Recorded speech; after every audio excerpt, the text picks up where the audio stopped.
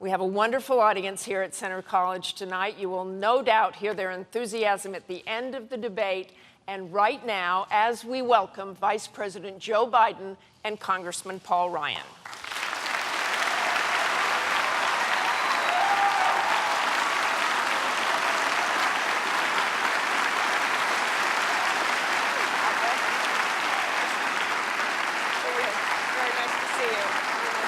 How you doing?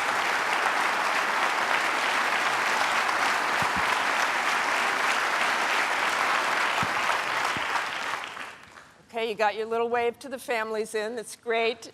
Good evening, gentlemen. It really is an honor to be here with both of you. I would like to begin with Libya on a rather somber note. 1 month ago tonight, on the anniversary of 9/11, Ambassador Chris Stevens and 3 other brave Americans were killed in a terrorist attack in Benghazi. The State Department has now made clear there were no protesters there. It was a pre-planned assault by heavily armed men. Wasn't this a massive intelligence failure, Vice President Biden? What it was a tragedy, Martha. Chris Stevens was one of our best. We lost 3 other brave Americans, and I can make absolutely 2 commitments to you and all the American people tonight. One, we will find and bring to justice the men who did this.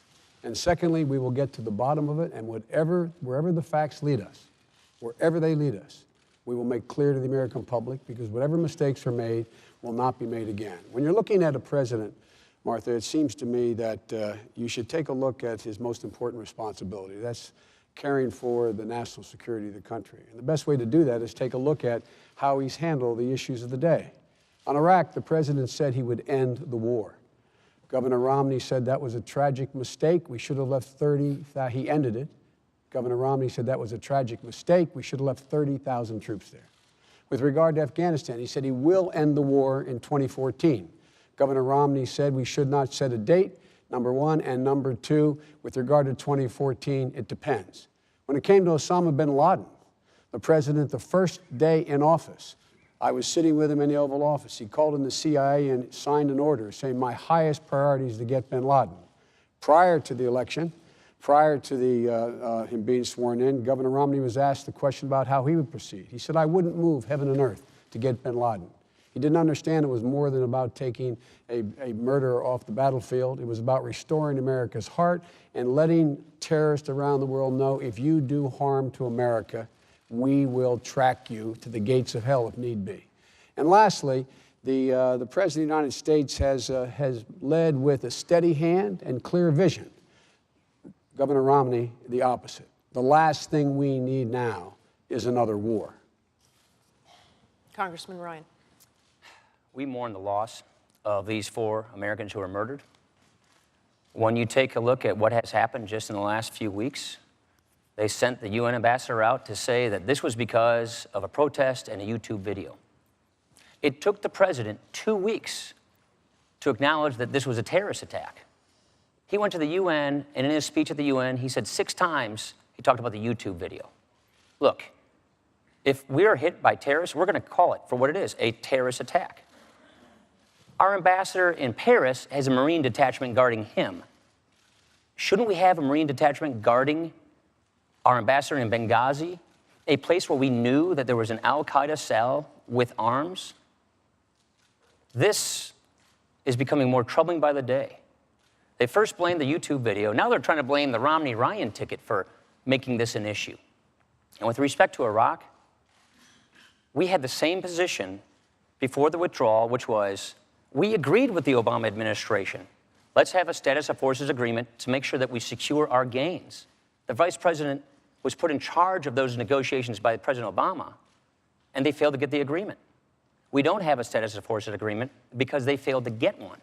That's what we were talking about.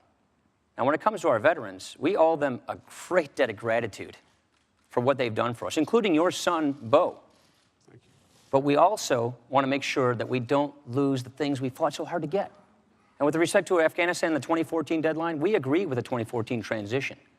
But what we also want to do is make sure that we're not projecting weakness abroad. And that's what's happening here. This Benghazi issue would be a tragedy in and of itself, but unfortunately, it's indicative of a broader problem.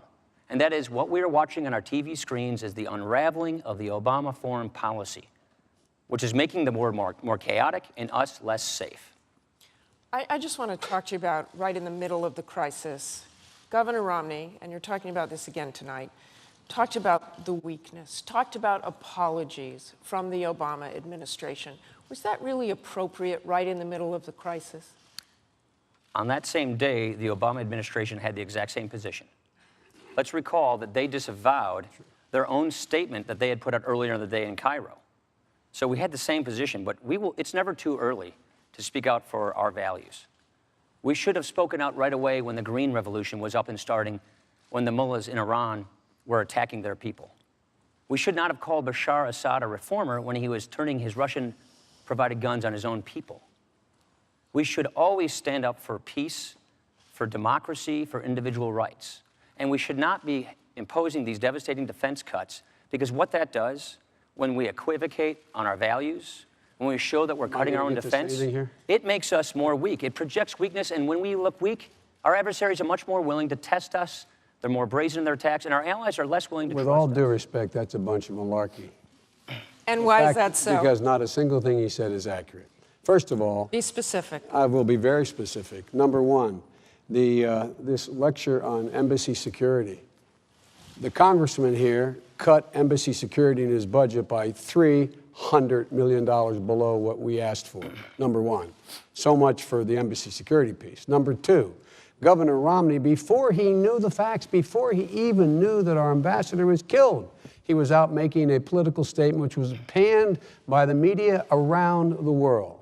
And this talk about this weakness, I don't understand what my friend's talking about here. This is a president who's gone out and done everything he has said he was going to do. This is the guy who's repaired our alliances so the rest of the world follows us again. This is the guy who brought the entire world, including Russia and China, to bring about the most devastating